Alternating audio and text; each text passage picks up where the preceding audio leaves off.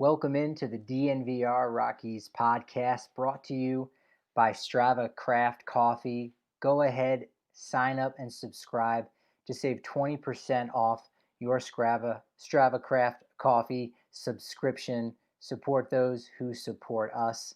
I am your host today, Patrick Lyons, as our main man, Drew Creasman, has taken a well-deserved day off after a Cal Ripken-like streak hosting our DNVR Rockies podcast, and he missed quite a good one, but it was well worth it for everything that he does for us here as a whole, where the Rockies go ahead and get their first walk-off victory of 2020. Daniel Murphy does an excellent job stepping in there against Craig Stammen for the big hit there to score. Garrett Hampson with one out in the ninth. Bud Black really pushing a lot of the right buttons here in this game. We saw it earlier, particularly in that seventh inning after Matt Kemp and Ryan McMahon had back-to-back singles.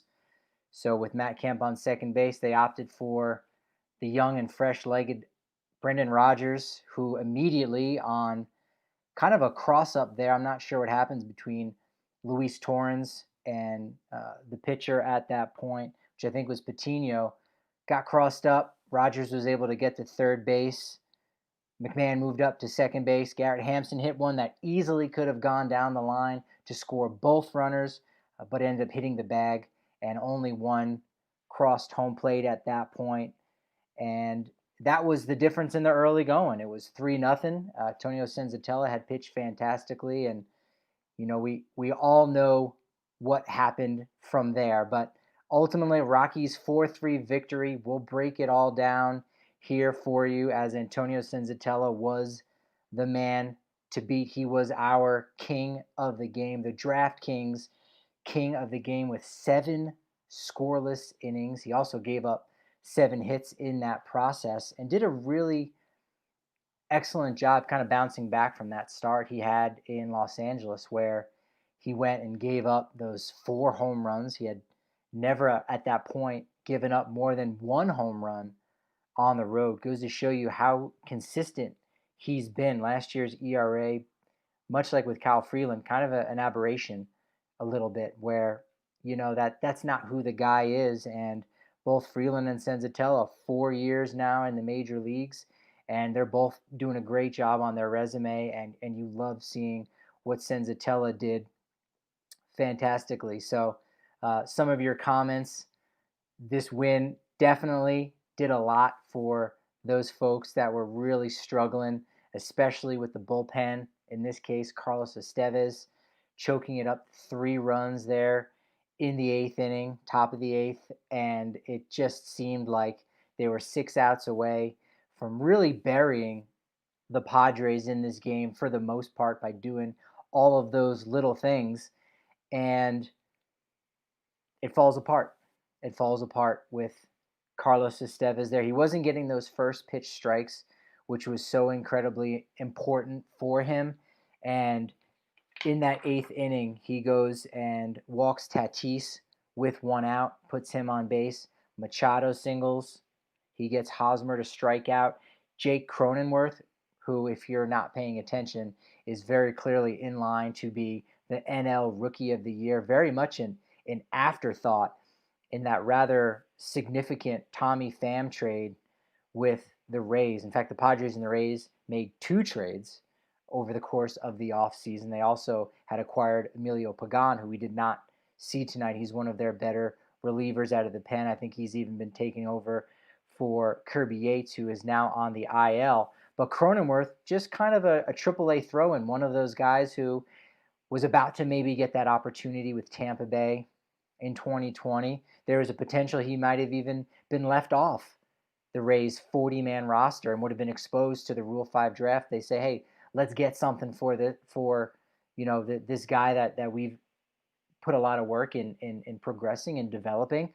Throw him into this Padres deal, and here he's been one of their best hitters all season. You're probably even surprised to see Will Myers, who has dominated unfortunately for a lot of Rockies fans, at Coors Field, and Cronenworth is hitting ahead of him in the lineup. So he gets that 2-run double, and Will Myers follows it up with a single that scores Cronenberg from second base. And now the slate has been wiped clean. It's 3-3. Runners on base there, and Tyler Kinley does an easy job of dispatching Greg Garcia, and it's a whole new ball game. Nothing from Colorado in the 8th inning other than a Nolan Arenado single to start the inning. Charlie Blackmon kind of out of the groove a little bit lately. He hits into a double play there. He did get a hit earlier in the night. Excuse me, no, he didn't. Charlie Blackmon was hitless in this game. And in the 9th inning, to set the stage, ultimately what you had was the Padres down to one of the last few arms that they had in their bullpen. It was a bullpen day for them. That was the plan all along. Adrian Morejon was supposed to be their starter before the game. He was actually placed on the 10-day injured list, and Drew Pomeranz came off of the injured list. You ended up seeing him there in the 9th inning, the former Rockies player who ultimately he's probably the best player. He has to be the best player. He's the only one still active from that Ubaldo Jimenez deal way back when. And, shut down the Rockies in that 8th inning. But at the end of the day, the Rockies come away with the victory. McMahon in that 9th inning singled to start it off. Garrett Hampson did an excellent job battling behind the count. He gets on first base with a walk. Now you have first and second to bring up Josh Fuentes. We will get to him in just a moment. But he looks back to Bud Black. That was an interesting moment to say, "You sure you want me?" Which I would have loved it if he just went up there to just say, "Yeah, this is mine. But you're going to have to shout at me. You're going to have to get the umpire's attention, Ted Barrett, and he's going to have to push me back into this dugout." I would have loved to have seen that from Josh there, but he does a good job, not a great, just a good job getting the bunt down, and Hosmer does an excellent job coming in from first base. Definitely had the advantage there at being the left-hander. If the pitcher Stamen had picked up the ball at that point, you would have had runners safe on all bases. I went back to watch it. McMahon, he got a relatively good jump. He got a good secondary lead, but he kind of planted his feet a little bit just as the pitch was coming in, and that little bit of hesitation, so to speak, would have really been the difference to getting a tie there at third base and loading the bases. But as it were, McMahon is out at third base. But in this fielder's choice by Fuentes, you have Garrett Hampson now at second base. Big difference. Big difference. And ultimately, I don't necessarily know if that even mattered all that much because Daniel Murphy stepped in for Tony Walters. Again, Buddy did an excellent job, as I mentioned before, with Rogers coming in as a pinch runner, pushing the right buttons there. And there was a point earlier in this game, in the 7th, with Strom was in the game, I believe, at that point, and there was some consternation as to whether Buddy was going to go, with another bat in that opportunity. With Walters at the plate, that was where they were able to score those 2 runs. Tapia did an excellent job. They're getting the 2-out single to score another run, that insurance run that ultimately was the tying run when it was knotted at 3-3. So Black sitting back, waiting, and saying, no, Walters is the guy here going forward, and saves Murphy for this spot in the 9th inning. So that was crucial, and it was very much about Bud Black making those moves, and he made the right move with Estévez there in the 8th inning. There's not many options and guys that you can rely on in that spot, and Estévez has been the most reliable. We've talked about it with Drew throughout this season, and your best pitcher does not need to be your closer. The guy who gets the final 3 outs, those are not always the most important outs. They're the outs that you get to win the game, sure, but what if it's against the 7th, 8th, and 9th hitter? What if it's against all right-handed hitters and you're a right-hander, right? Or you're a left-hander, I should say. The same-sidedness is obviously really key here with the Rockies only having 2 lefties in the bullpen. Pazos and Deal both have looked a little bit questionable, so you want Estévez to get those big outs in the 8th inning, and he wasn't able to do it. It was against the top of the lineup. It was Grisham, Tatis Jr., and Machado coming up, and that's the spot you want to get those big bats out in the Padres lineup. Unfortunately, he was not able to do it. So other than that, I thought Bud Black had himself, a very, fantastic game. And we'll get to the king of the game, as we said, Antonio Senzatela, in just a second, because Breck Brewery out there, all of you guys, you're opening up your cans right now. You're celebrating. It's Saturday night. The Rockies were able to down the Brown. They were able to put away those Padres. And now you can go ahead and enjoy yourself with the Avalanche Amber Ale. You're probably going to enjoy the Avalanche Amber Ale tomorrow as well, seeing as though we've got an Avalanche game there after a day away from all of that. And Breck Brew is where you want to be. It's where you want to go for the best in the Denver area. The farmhouse is also open. It's great. They're socially distanced. It's set up outdoor dining. It's such a beautiful location. We were able to go there earlier this year. And the cool thing is, if you're not comfortable with that, that's fine, because they do have curbside pickup for you from 12 to 8. So go ahead and pick up that 15-pack sampler. Use the Drizzly app. You can get it at King Soopers, Costco. You're going to love it. There's going to be more Rockies victories. Y'all were worried if the Rockies were going to win another game in the month of August. And we said almost surely they were going to win one more game. It was getting close, but now they've won 4 games since that 7-game losing streak. So they are definitely back and in action, and they've become a safe bet to play a lot better. And speaking of safe bets, DraftKings Sportsbook, they've got an Insta page. Please go now, follow them, and check it out.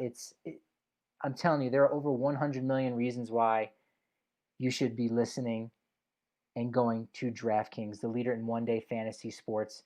They are celebrating the return of sports here by giving away up to $100 million in prizes to all their customers, including one lucky winner who will take home a $1 million cash prize. All right? So definitely download the DraftKings Sportsbook app now. Use promo code DNVR to claim your share of $100 million. It's hard for me to say that because it's almost hard to believe they're giving away $100 million. But yes, they've got instant giveaways. Use promo code DNVR to get your share of that 100, comma, a bunch more zeros. $100 million in prizes only at DraftKings. Remember, must be 21 or older, Colorado only. Other terms and conditions and restrictions apply. See DraftKings.com/sportsbook for details. Got a gambling problem? Call 1-800-522-4700. Antonio Senzatela. How do we feel about this guy? He's the number 4 starter in this rotation, and yet he's been consistently having these excellent starts. Now, misstep against the Dodgers, no doubt about it. He had another misstep against Arizona at home. Those 6 innings, 5 earned runs. But ultimately, outside of that, he's been fantastic. He did not get a quality start for his first game against Oakland. 5 innings pitched, 2 earned runs. In 2020, that's essentially a quality start. Against San Diego at home, he did it earlier in the season. 6 innings, 1 earned run. He obviously improved upon that. At Seattle, 6 innings, 2 earned runs. In Houston, he battled Zach Greinke. That was fantastic. That was the guy we thought we were gonna see in Los Angeles last weekend. We did not, got unlucky with some home runs that looked like 2019, looked like those baseballs that we saw last year, that on these, hey, give it a try, swing the opposite way. What do you know? The ball was carrying out at Chavez Ravine last week. But today, the ball was not carrying out. He got a lot of ground balls, 11 ground outs to only 3 flyouts. And really, one of the flyouts was the Raimel Tapia play in the 6th inning, which was great because we saw it the other night. It was Tuesday night against Arizona where Tapia came in for a ball. Didn't really know where he was at, didn't know where the wall was, wasn't on that little warning track around the perimeter of the field. Pulled up short, ball ended up dropping in. Tonight, he made that grab. That was one of the flyouts. It was a pop-up. It was a pop-up that barely got over Nolan's head at third base. And the two other ones were fly balls by Josh Naylor. That was it. There was up in the zone. Senzatela made his pitches exactly where he needed to. And the first one was popped up to Tapia. The second one flew out to Garrett Hampson. Other than that, Senzatela did a good job of keeping the ball on the ground. Did get hit hard, 10 hard hit balls. Rockies only had 4 all night going into that 9th inning. So sure, you could say that's an area he needs to improve upon. But when you're throwing 7 scoreless innings, I don't know that there's really anything you need to improve upon. There isn't. There really just isn't. And I love that he walked one batter. That was it. It was a well-timed walk early in the game. I think that was, it was to Tatis. So, 7 scoreless innings is nothing to shake a stick at, especially against this offense that you have with San Diego, because they are, as Casey says, they are a pain in the rear. They're always coming back like a thorn in your side. And my favorite part of what Senzatela did was the fact that his final inning in the 7th, he had thrown 100 pitches, and on his 101st pitch, boom, got Luis Torrens, who had already victimized him for 2 singles at that point in the game. Boom, smacked his glove and was feeling it. He had a 1-2-3. That was his only 1-2-3 inning. Was his final go round, his third time through the lineup against the Padres there in the 7th through 13 pitches. So he really saved his best for last in a lot of ways. So, you gotta love, the support that he got from the defense, because I feel like that was another one of those stories in the game, particularly in the 3rd inning on that line drive. So it happened twice. Luis Torrens singled in the 3rd and the 5th inning. And I'm curious as to what you think out there. Which was the better double play? Now, the one in the 3rd, Grisham came up, hit a line drive. That was kind of an in-betweener. You didn't know if Charlie was going to need to slide. Was he going to get there in time? Was able to get it on his 2 feet. Made the grab. Torrens just kind of caught between first and second. Blackman, boom, got it in really quick. Didn't set his feet. Didn't need to because Josh Fuentes was there to receive it for the excellent double play. The irony being the next half inning, Grisham did the exact same thing on the double play when Trevor Story singled, and then Arenado hit the liner out there, and Story, who was stealing second base at that point, so he got caught out there. It would have been a really good run scoring opportunity after they had already scored one. As you recall, Tony Walters was on third base. We had runners on first and third, and that double play by Grisham erased a run as Story's out at first base took place just before Walters could cross home plate. So that erased a crucial run. So 2 double plays there, one by each side, but the Rockies did it again in the exact same fashion. Torrens, again, a single. This time he goes the opposite way to left field to start the 5th inning, and Grisham hits a liner to Fuentes, who goes out and grabs it, spins, pivots, doubles up, Torrens on first base. And that would not be the last time you heard from Josh Fuentes. As I said, Tapia made a great play out there in left field, coming in on that foul pop-up from Machado. The play before that, Arenado made a great play on the line to get Tatis, who is, leading the baseball in home runs, but then leading it in flash, leading it in swag, and leading it in speed in very many ways. So Arenado got there, just in the nick of time. And then, as I've been saying, Josh Fuentes does it defensively. We'll talk about this young man in just a second, because he, very easily in that ninth inning, if he got a chance to swing away, he could have been that story of the game. So this weekend, feeling good right now. Hopefully you're good at WGT golf, because you have an opportunity to feel even better, because we've got the Fantasy Open. It's the best of par fours. WGT is not only the most popular golf game in the world, it's also the official gaming partner of DNVR. It's actually become so popular, we've had to open a third DNVR clubhouse. Each clubhouse holds 250 members, and we've filled up 2 already at this point. So now you're going to need to join DNVR 3. We've got the most realistic free golf game loved by over 20 million players around the world.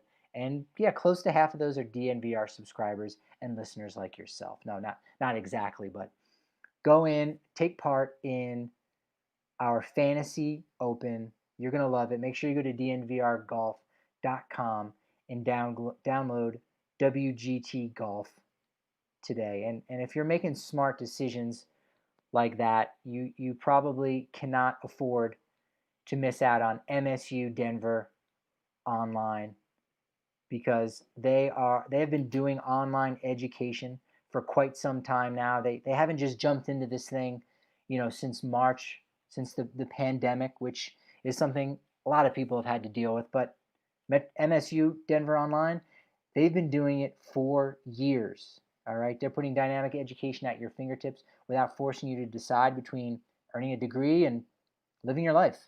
MSU Denver is the Colorado institution providing rigorous and affordable online programs taught by professors who bring you the real world into the classroom. And rigor is super important, because that means it's not just, hey, you did it, you checked off the box, here's your diploma. No, it's classes that are going to give you in-depth information. They're going to give you rigor. It's quality stuff. And you know what? 2 of our very own at DNVR are taking online courses right now. Ali Monroy, Harrison Wind. You got to reach out to them with any preliminary questions that you may have. MSU Denver online. Make the smart choice if and when you decide to go back to school. Well, man, speaking of going back to school, I think we've all been schooled a little bit by the defensive play of Mr. Josh Fuentes. Drew loves tooting my horn, and I guess I'll toot my own just for a little bit, because this young man can play anywhere on the diamond. He is amazing defensively. He has a long way to go with the bat, but I said it on Twitter earlier today. You saw that in his first at bat. Scored the first run of the game, doubling off of the starter, Michael Baez, there in the early going, helping chase him, helping get the bullpen going for the Padres, loosening them up for potentially, a much harder time the next 2 days. It's crazy to think, but after tomorrow's 1:10 day game against the Padres, San Diego is going to stick around in town. They've got a Monday night game against Colorado before San Francisco comes in for a brief 2-game set, and the Rockies finally get an off day next Thursday. But they have a bullpen day for the Padres, and that could really be a factor for the final 2 games in the series. Now, one other thing that the Padres did besides activate Pomerantz was they did swing a trade for Royals reliever Trevor Rosenthal, who was really the hottest commodity available out there. They gave up a very talented outfielder named Edward Olivares. It's one of the things you can do when you have an incredibly talented farm system like the Padres do. And we've seen that be a big factor for a lot of teams that go deep into the playoffs and win championships. The Cubs, the Astros, the Red Sox, the Nationals, the last 4 World Series winners. Throw in the Dodgers, heck, if you want. They've been going to the World Series in 2017, 2018, didn't win, but they've used their prospects to acquire guys like Manny Machado and Yu Darvish before the trade deadline because their farm systems are so incredible. And the Padres did it with Trevor Rosenthal. So we could see him Sunday or Monday. I'm almost guaranteeing it. So, Fuentes gets it started off, helps chase Baez there with a double. And while he does leave some to be desired offensively, the dude can find the gaps. He did it for the entire year in 2018, 2 years ago, in Albuquerque as not only the Rookie of the Year in the Pacific Coast League, but the MVP of the Pacific Coast League. Think about that. It was his first year in the league, and he went out and dominated and hit something like 16 home runs in Albuquerque. Sure, it's a bit of a hitter's haven there in the PCL, but his doubles game was on point, busted out the box every single time. And at Coors Field, the largest outfield in all of Major League Baseball, he will very easily, I feel, it's my humble opinion, that if you make Josh Fuentes the starting first baseman on this Colorado Rockies team in 2021, he would hit 40 doubles. Now, he may only hit 15 home runs, but he will hit 40 doubles, and he will be in the conversation for the National League Gold Glove Award finalists at first base. His glove is that fantastic. He's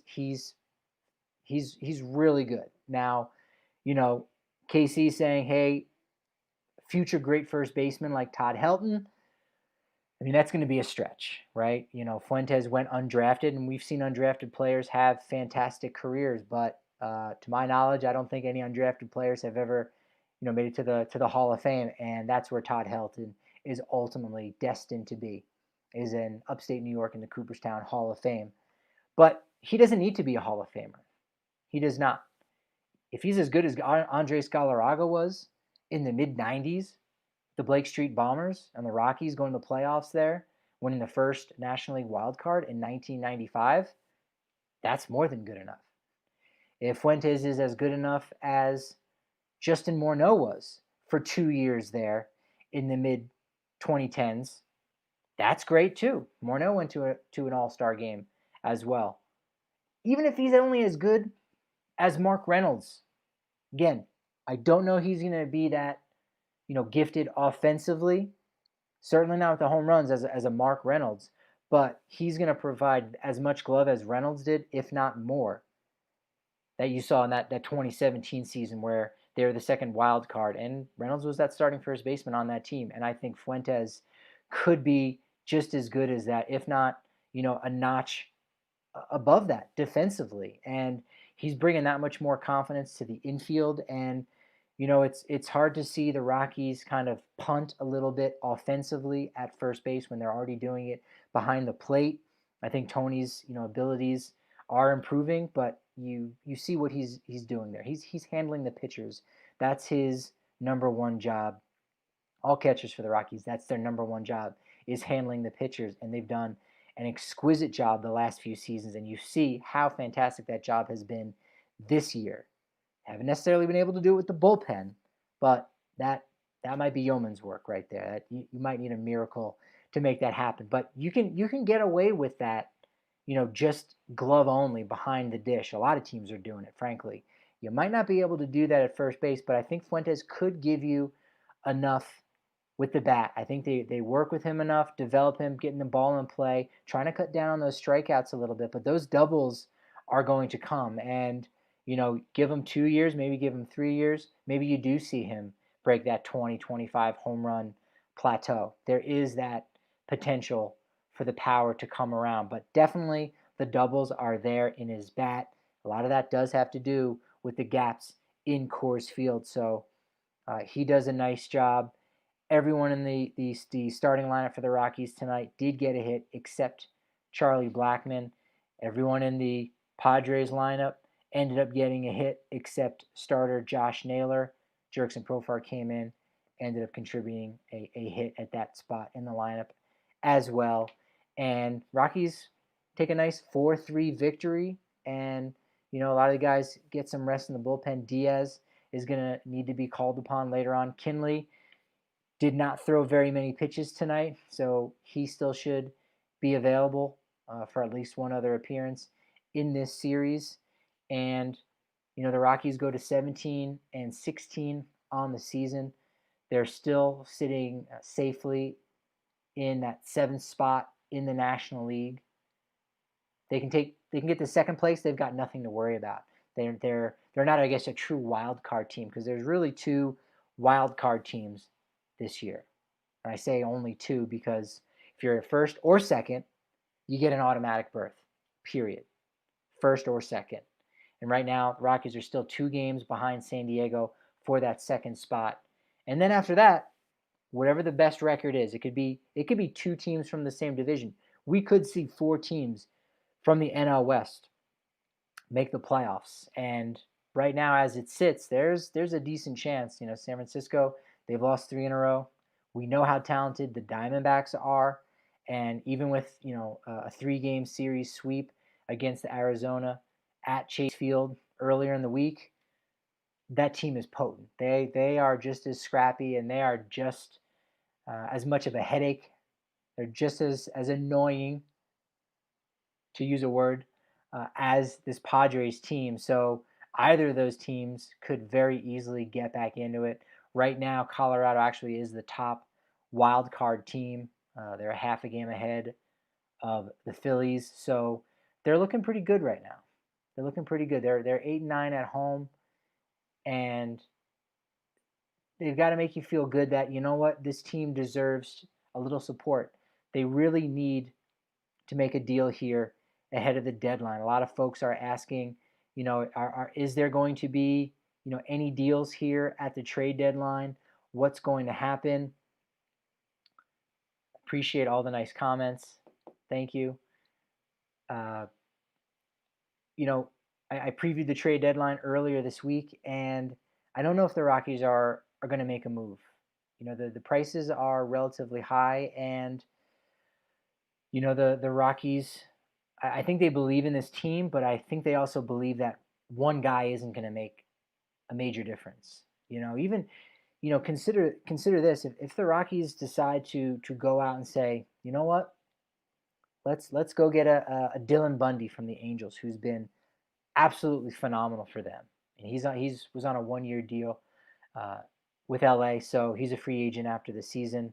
Okay, LA's got nothing to lose there on a trade. They could sign him again in the offseason. But if they say, you know what, we need to go and get a shutdown starter for the playoffs, and they go and get Dylan Bundy, and maybe they have to trade away Brendan Rodgers. Maybe they have to trade away Zach Veen, their first pick, 9th overall this year. Whoever it is, it's going to be somebody that they really covet, they really love, and someone that another organization is going to enjoy further developing. And in that first round of the playoffs, it's only a 3-game series, and they lose. You just lost 6 to 7 years of control via contract from a guy who could be your next Ryan McMahon, David Dahl, Trevor Story, Nolan Arenado, Charlie Blackmon. This has been the way that the Rockies have developed their stars, is, as I said, through development. They haven't gone out and done it in free agency. A little bit in trades here and there, but they're hesitant on, I think they might be a little hesitant in missteps. They're also very loyal to their guys, but the Germán Marquez deal worked out great, and we know how those free agent signings have worked out. Other than the free agent signings from this year, Matt Kemp, been fantastic. Picked him up off the scrap heap. Every year, ultimately, they need to do that, because that's how you become successful, is you need that kind of flexibility, and not kind of corner yourself or pigeonhole yourself to have to roll out the exact same roster every year, because your young guys need playing time, and they've earned it in their way. You need to see them develop. But the veteran guys that you're paying a lot of money to, we got to roll them out as well. So where's that flexibility? So Rockies can't do that. So they can't trade away those young prospects. So they can't necessarily acquire anything at the trade deadline. I would love to see Greg Holland, another Royals reliever. I would love to see him back here in purple. He already proved he could do it in 2017 as an all-star. Did fantastic. He had a rocky season last year, but he rebounded and is kind of, proved his worth in a lot of different ways. And he's the guy that I think the Rockies need to target. They might be able to go out and get a relatively cheap, bat for the bench, but the cheapest players that are available to them are guys that might be getting paid a little bit more money. And you know even millionaires and billionaires are falling on hard times, so to speak, right now during this pandemic. So I don't know how much payroll the Monforts are going to want to add, but if you want some cheap options, Eric Sogard of the Milwaukee Brewers is one of those guys. Jed Jerko, not as cheap, but they could add another bench off the bat. Again, unless Josh Fuentes is your guy. If so, now you got plenty of infielders right now. And ultimately, wildly innocent. No, I don't think you sell off this season, but I do think if you can get the right deal for Daniel Murphy, then I think you go ahead and you make that swap and just say, look, we believe in Josh Fuentes. He's gotten the bulk of starts so far this week. And you say Fuentes is our guy going forward, as is Brendan Rodgers. Rodgers plays second base, he starts. McMahon's over at first. Next game, McMahon's at second. Fuentes is at first. So you can justify, trading Daniel Murphy, and again, to a contender who needs a left-handed bat. When Murphy has been a proven commodity in the playoffs, I think you like a deal. It's kind of a win-win, right? And it's probably going to be for a player to be named later, because only players right now that are actually on the 60-man squads, right, on those alternate sites, only those 60-man squad players can be traded. So the workaround is you trade a guy for a player to be named later. And you say, all right, in the offseason, we're going to give you a list. We're going to protect 30 players. And anyone that's not on that list, go ahead and have at that guy. And that's usually how those kind of deals end up working out. So that's ultimately where I see Colorado going. So 4-3 victory tonight. It's a good one. And the Rockies are going to come back tomorrow at 1:10 start. You've got the rookie Ryan Castellani going against, I think we've got Garrett Richards going. Let's take a look at who the probable starters are. They've split this series, and it might not feel like it, like the Rockies have been playing very well against the Padres. You win 4-3, you've played well, right? Not as well as you would like, but you've played well. And going into tonight, Rockies had actually won 7 of their last 11 against San Diego, 20 of their last 31 at Coors Field, and ultimately in their last 61 games, the Rockies were 36-25 going in tonight. So yeah, the Padres have been pesky, but ultimately it hasn't been maybe as lopsided as you might think. So Castellani does get to start with his 3.54 ERA and his 14 strikeouts across those 3 games, and it is not Garrett Richards. It's Chris Paddock, who very easily could have been Rookie of the Year last year before his season got sidelined a little bit earlier. And a guy named Pete Alonso hitting 53 home runs. He hasn't been as sharp so far this year. He's been plagued by a 5.15 ERA. Hitters are just doing much better against him, about 100 points higher, 797 slugging percentage against him. So you like the Rockies possibly being able to build on this momentum, take another game. In fact, if they win the next 2 games in this series to go 3-1 against the Padres, they will actually be in a tie for second place against the Padres, and that'll be coming a little bit too late, because by the time the game ends on Monday night, the deadline will be over. The trade deadline ends at 2 p.m. on Monday, so the Rockies win tomorrow, I think that very easily could push Jeff Bridic's hand to make a move. Chichi Gonzalez did get activated today. Ashton Godot did go to the alternate site, so they did gain an arm, but is that enough? I don't think it's enough. I don't think Chichi Gonzalez is enough, especially since he's more of a 2-3 inning guy. He's a guy you might need if Castellani goes down, or if the Castellani, loses some of that magic that he's had. So you need to go out and grab another reliever there, and anyone, I think, will do. I think in a lot of ways, it has to be a veteran guy, not just anyone. The Rockies, they grabbed James Pazos in a trade last year. They grabbed a guy who had some MLB experience, but ultimately wasn't a veteran, and he struggled a little bit. And Tyler Kinley, picking him up off of waivers, now he had done it all last year with Miami, so he was a little bit more of a proven commodity, not a veteran, but he's been nice. And I the reason I harp on this idea, it's got to be a veteran, is because those guys can find it, they can figure it out a lot better than a young guy who's not quite as proven. And the case in point, whether you like it or not, is Jake McGee, who has been outstanding with the LA Dodgers. Nobody saw that coming. Nobody saw that coming. Scoreless in, I think, his first 9 innings. He's been fantastic. And you wouldn't have expected that with Colorado this year. You wouldn't have expected that with anyone.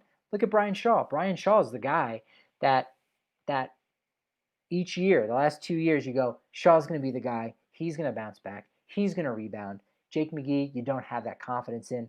And Jake McGee right now is pitching for the best team in the National League. And Brian Shaw was given his walking papers by one of the worst teams in the American League, in the Seattle Mariners. He's still available out there. And no, the Rockies will not be reuniting with him. But you need to go get a veteran pitcher, even if it's one that's struggling, because, I think Steve Foster has a way with guys where maybe, again, someone who's serviceable, that can do a good job, and you go out and maybe you help the bullpen and give them that life preserver that they need. You need some relief for the reliever. So that's the Saturday 4-3 walk-off winner. You guys have been fantastic. I appreciate all the comments. Thanks for sticking around on this good one. It's not even that late. Go out. You can still make something of your Saturday night, potentially, as long as you're doing that safely. But you've got an opportunity to knock around a couple episodes of something if you're binge watching. And I appreciate you supporting me, supporting us, and supporting Drew out there at Drew Kreisman on Twitter. Show him some love. Tell him how much you miss him. Make him feel good, because he's made all of us feel good. He's made me feel good, bringing me on as his sidekick, which I'm glad to do anytime. So give him some love. Follow me on Twitter at Patrick D. Lyons and our account at DNVR _Rockies. Rockies 4-3 win. This has been fun. What do you say we do it again tomorrow?